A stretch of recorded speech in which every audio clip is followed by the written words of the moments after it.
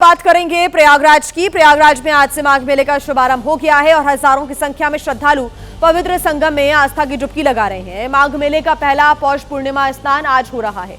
ये मेला 44 दिन तक चलेगा। मेले को लेकर सुरक्षा के पुख्ता इंतजाम भी किए गए हैं। मेले को भव्य और सुरक्षित बनाने के लिए प्रशासन ने हर स्तर से तैयारियां की है। अनुमान यह है कि आज ही तकरीबन 25 से 30 लाख श्रद्धालु आस्था की डुबकी लगाएंगे। माघ मेले के पहले दिन श्रद्धालु बड़ी संख्या में पवित्र स्नान के लिए त्रिवेणी संगम भी पहुंच रहे हैं और आस्था की डुबकी लगा रहे हैं। 6 पवित्र स्नान इस बीच होने हैं इन 44 दिनों में।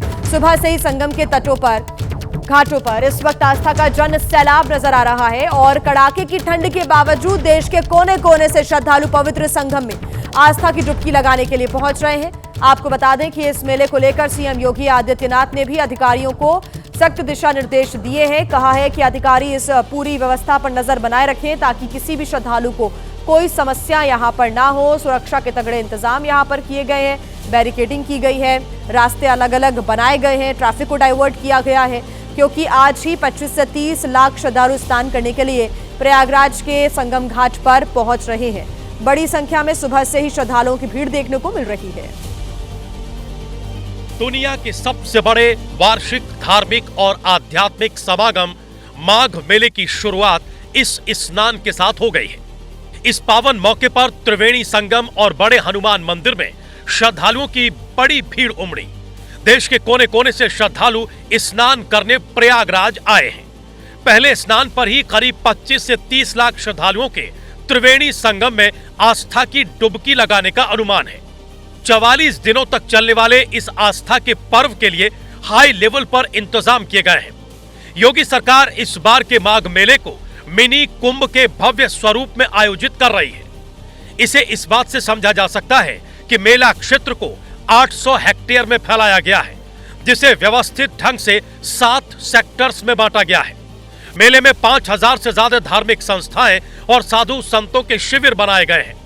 श्रद्धालुओं की सुविधा के लिए 8 किलोमीटर लंबे स्नान घाट तैयार किए गए हैं। महिलाओं के लिए घाटों पर विशेष चेंजिंग रूम बनाए गए हैं। संगम नोज पर बिजली के खंभों पर नंबरिंग की गई है ताकि भीड़ में बिछड़ने पर लोग खोया पाया केंद्र के जरिए अपनों तक पहुंच पाएं। वहीं सुरक्षा व्यवस्था को लेकर भी कोई कसर नहीं छोड़ी गई है। तो माघ मेले का आज से शुभारंभ हो गया है। 44 दिनों तक ये माघ मेला चलेगा। मिनी कुंभ की तरह आयोजन किया गया है इसका। आपको बता दें कि पूरा जो मेला क्षेत्र है वो 800 हेक्टेयर में फैला हुआ है। मेला से क्षेत्र को 7 जोन में बांटा गया है। 5000 से ज्यादा शिविर यहां पर लगाए गए हैं। 8 किलोमीटर लंबे स्नान घाट बनाए गए हैं। महिलाओं के लिए विशेष रूप से चेंजिंग रूम की भी व्यवस्था की गई है। बिजली के खंभों पर नंबरिंग की गई है। खोया पाया केंद्र की व्यवस्था भी यहां पर की गई है। साथ ही सुरक्षा के कड़े इंतजाम किए गए हैं। 10,000 से ज्यादा पुलिसकर्मी तैनात किए गए हैं। 400 से ज्यादा सीसीटीवी कैमरे लगाए गए हैं। साथ ही साथ 200 एआई कैमरों से भी निगरानी की जा रही है। घाटों पर गोताखोरों की भी तैनाती है। और इस बीच एक बड़ी खबर हम आपको बता दें, पश्चिम बंगाल से यह बड़ी जानकारी मिल रही है। आपको बता दें कि पश्चिम बंगाल के संदेश खाली से यह बड़ी जानकारी, जहां पर पुलिस की टीम पर हमला हुआ है। पश्चिम बंगाल के संदेश खाली में पुलिस टीम पर यह अटैक हुआ। आरोपी को पकड़ने के लिए गई पुलिस टीम पर यह अटैक हुआ है। हमले में एक अधिकारी समेत 3 पुलिसकर्मी घायल बताए जा रहे हैं। हमले के आरोप में 9 लोग गिरफ्तार किए गए हैं। टीएमसी के ग्राम प्रधान से पूछताछ करने के लिए पुलिस की टीम गई थी, लेकिन पुलिस पर ही यहां पर हमला कर दिया गया। गाड़ियों को नुकसान पहुंचाया गया है। ये तस्वीर भी आप देख रहे हैं। कुछ गाड़ियां क्षतिग्रस्त स्थिति में नजर आ रही है। पश्चिम बंगाल के संदेश खाली से ये जानकारी, जहां पर पुलिस की टीम पर ही अटैक हो गया।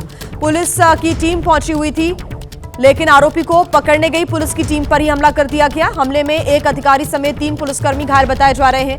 हमले के आरोप में अब तक 9 लोगों को गिरफ्तार भी किया गया। उनसे पूछताछ की जा रही है। टीएमसी के ग्राम प्रधान से पूछताछ करने के लिए पुलिस की टीम पहुंची हुई थी, लेकिन एक बार फिर से पश्चिम बंगाल में कानून व्यवस्था पर सवाल खड़े हो रहे हैं कि जब पुलिस की टीम पर ही यहां पर लोगों ने अटैक कर दिया। ग्राम प्रधान से पूछताछ के लिए टीम पहुंची हुई थी, लेकिन उसी टीम पर लोगों के द्वारा हमला कर दिया जाता है। एक अधिकारी समेत 2 पुलिसकर्मी यहां पर घायल बताए जा रहे हैं और अब पुलिस की टीम ने 9 लोगों को इस पूरे मामले में गिरफ्तार किया है।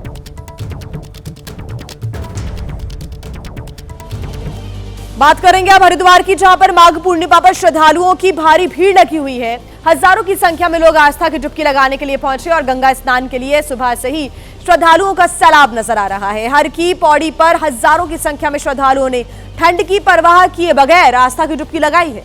इस दौरान पुलिस प्रशासन ने सुरक्षा के तगड़े बंदोबस्त किए हैं। हरिद्वार की ये तस्वीरें आप देख रहे हैं। बड़ी संख्या में लोग पहुंच रहे हैं आस्था की डुबकी लगाने के लिए। गंगा स्नान के लिए सुबह से ही श्रद्धालुओं का जो सैलाब है वो नजर आ रहा है। हर की पौड़ी पर हजारों की संख्या में श्रद्धालु पहुंचे और ठंड की परवाह किए बिना आस्था की डुबकी लगाई। इस दौरान पुलिस प्रशासन ने सुरक्षा के भी कड़े बंदोबस्त किए हैं।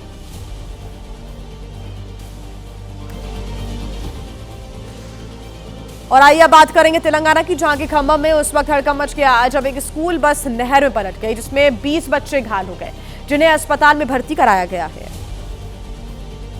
आरोप है कि बस का ड्राइवर नशे में था, जिसकी वजह से बस पर उसका कंट्रोल नहीं रहा और बस नहर में जा गिरी। गनीमत रही कि नहर में पानी नहीं था, जिसकी वजह से बड़ा हादसा होते होते टल गया। लेकिन 20 बच्चे बुरी तरह जख्मी हो गए, जिन्हें तुरंत रेस्क्यू किया गया और अस्पताल में भर्ती कराया गया। बताया जा रहा है कि बस में जरूरत से ज्यादा बच्चों को बिठाया गया था।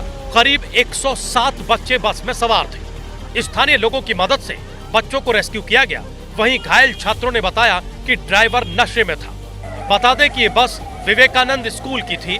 वहीं अब पुलिस आरोपी ड्राइवर के खिलाफ कार्रवाई की तैयारी में जुटी है। वहीं हरियाणा के सिरसा जिला जेल के वार्डन सुखदेव सिंह ने आत्महत्या कर ली। मरने से पहले वार्डन ने 2 सुसाइड नोट भी लिखे, जिसमें आत्महत्या के लिए डीएसपी समेत 2 अधिकारियों को जिम्मेदार बताया। बताया जा रहा है कि डीएसपी और 2 अधिकारी पिछले कई दिनों से वार्डन सुखदेव सिंह को परेशान कर रहे थे। वार्डन ने कई बार अधिकारियों से विनती की कि वो हार्ट के पेशेंट हैं, उन्हें नाइट ड्यूटी न दी जाए, लेकिन इसके बाद भी अधिकारियों ने उनकी एक न सुनी। बल्कि मृतक के पिता ने जब अधिकारी की मां से विनती की तो अधिकारी और ज्यादा नाराज हो गए और उसने मृतक वार्डन को और ज्यादा परेशान करना शुरू कर दिया। तो ये जो है ये चिढ़ गया, माँ के कहने पर चिढ़ गया, इसने और ज्यादा टॉर्चर कराया। वहीं सुसाइड से पहले वार्डन ने अपने बेटे को फोन भी किया। मृतक के बेटे ने डीएसपी और अधिकारी को अपने पिता की मौत के लिए जिम्मेदार बताया है।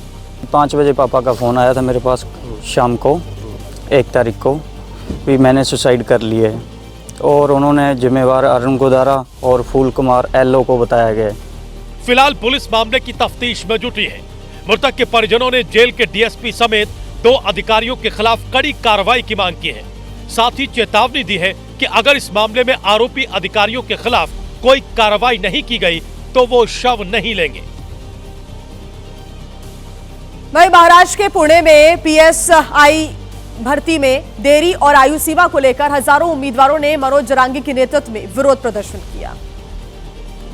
दरअसल पुलिस सब इंस्पेक्टर भर्ती में लगातार देरी हो रही है, जिसको लेकर उम्मीदवारों का गुस्सा लगातार बढ़ रहा है, जिसे लेकर बड़ी संख्या में उम्मीदवार सड़कों पर उतरे।